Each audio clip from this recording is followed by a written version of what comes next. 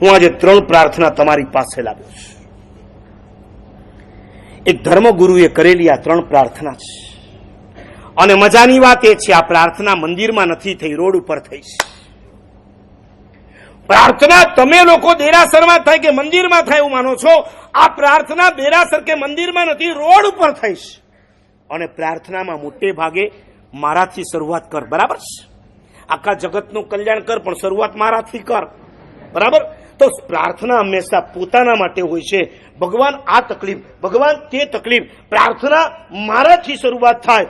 અને આ પ્રાર્થના તમારાથી શરૂઆત નથી કરવાની કે તમારા માટે પણ નથી કરવાની.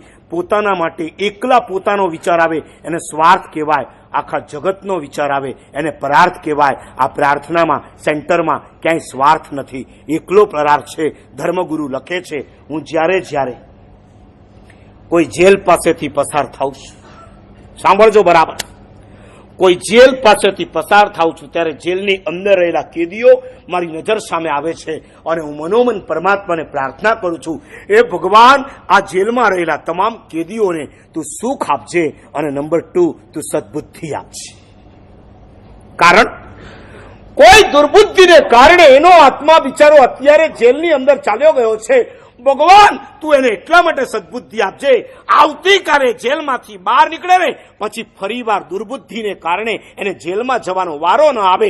માટે પ્રભુ આ જેલ પાસે આવેલા જેટલા પણ કેદીઓ છે એ બધાને તું સુખ પણ આપજે, સદબુદ્ધિ પણ આપજે.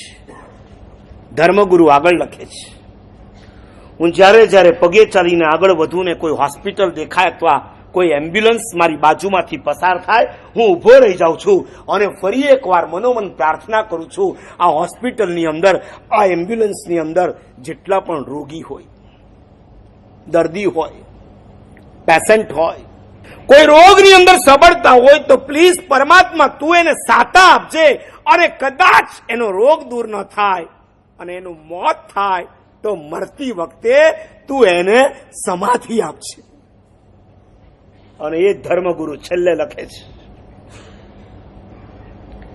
કે જ્યારે કોઈ સ્મશાન કે કબ્રસ્તાન પાસેથી હું જ્યારે પસાર થાઉં છું ત્યારે ફરી એકવાર ઉભો રહીને ભગવાનને મનોમન પ્રાર્થના કરું છું, જે ગયા એ તો ગયા, પણ એ ગયેલા આત્માઓને ભવાંતરમાં શાંતિ મળે અને સદગતિ મળે એવી હે પરમાત્મા હું તને પ્રાર્થના કરું છું.